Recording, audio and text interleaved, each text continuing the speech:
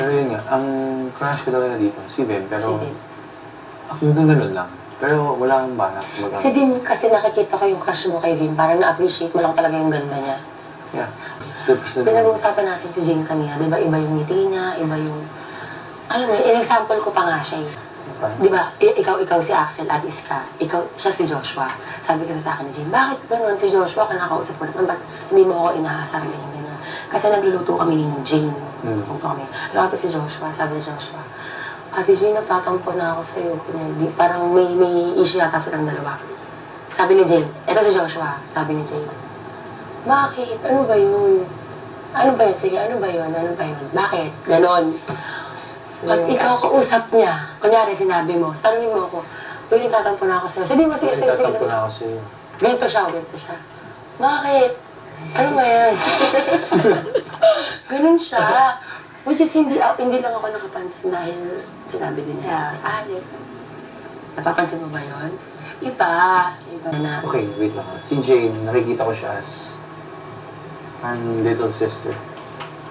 As in, parang someone you can talk to na about anything, ganyan. Tatanungin ko, si Vim kakarating lang. Ano na-observe mo kay Jane? Ay, Jane! Pagkausap niya si Axel. Okay. Yun nga, yung demo na kanina.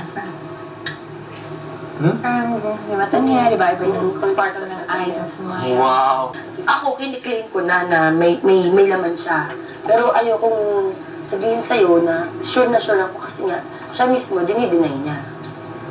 So pero cute. Cute lang kasi, kaya ako kayo inaasar, ha? 99.9. Pero Mga nakita ko si Jane, 99.9. parang, 0.9. yun nga, parang little sister, ganyan. Someone you can talk Si about Aina. anything, ganyan. Si Aina, yan, parang, ano naman, older sister naman. Anong pipiliin mo pag pinapili ka si Aina o si Jane? Pag pinapili ka lang naman, in case World War Z na gano'n, kailangan mong mamili talaga. Kasi kayo yung inata sa legal para gumawa ng marami na tao. Kasi World War Z na nga! Para malabanan yung mga zombie. Siyempre si Aina mas experience. Mas experience. Saan mo gagawa ng mas experience or sa...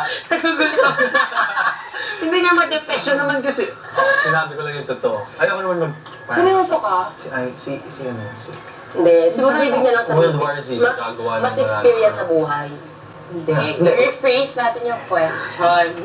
Ano ba yung question? Ay, rephrase mo nga ate kasi sumasakit ang ulo ko. Yung isa experience, yung isa wala pa experience. Hindi ganun. Sa... Sino pipiliin mo dun sa dalawa? Ay, Sabi mo, kaya World War Z, ganyan-ganyan. Oo nga. Tapos gagawa ka lang, Parang gumamit. Okay, alisin mo yung last line. Paano pag World War Z at dalawa lang sila, sino doon sa dalawa ang pangit pipiliin ko mo? pala magtanong. Na-realize ko, ano? Si Jane. Talaga? Please.